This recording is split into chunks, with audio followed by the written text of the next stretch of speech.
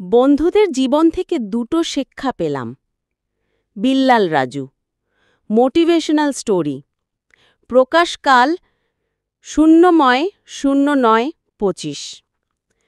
বন্ধুরা, ১ সালটা ৯৩ সাল হবে।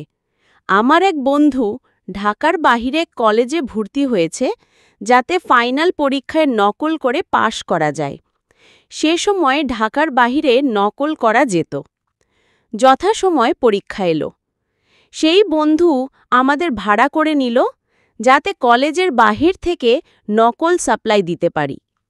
আর ওর কাজ যে পরীক্ষা যেদিন, সেই পরীক্ষার নকল নানানভাবে কাটিং, প্যাকিং, ভাঁজ, গজ করা। আর আমাদের কাজ বারান্দা থেকে নানান কায়দায় সাপ্লাই দেওয়া।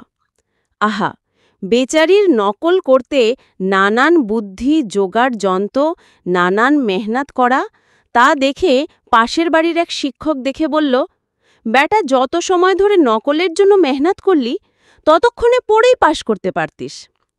এখানে আমার একটা রিয়েলাইজেশন হলো, ঠিকই তো, নকল তো আসল নয়।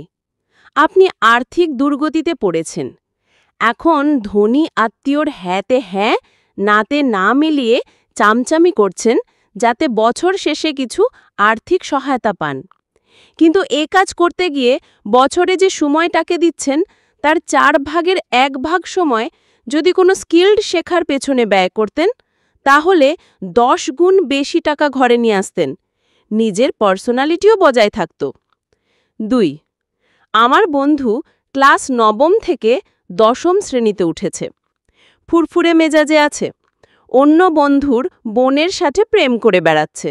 ছবি বিনিময়ে, চিঠি বিনিময়ে হচ্ছে নিয়মিত। আমি হচ্ছে এদের পিয়ন। আমার বন্ধুটি তার মামার প্যারেন্টিংয়ে থাকে। একদিন ধরা পড়ল। বিচার হবে। মানিক জোড় হিসাবে ডাক পড়ল আমারও। তার মামা তাকে বকছে আর বলছে, একটা মেয়ের সারা জীবনের দায়িত্ব নিবি, খাওয়াবি, পড়াবি, ডাক্তার, হাসপাতালে করবি, তুই ওর ছবি নিয়ে ঘুরবি কেন? পড়া বাদ দিয়ে চিঠি লিখে রেজাল্ট নষ্ট করবি কেন? এখান থেকে আমি আরেকটা রিয়েলাইজেশন পেলাম, ঠিকই তো, যোগ্য লোকের ভাতের অভাব হয় না।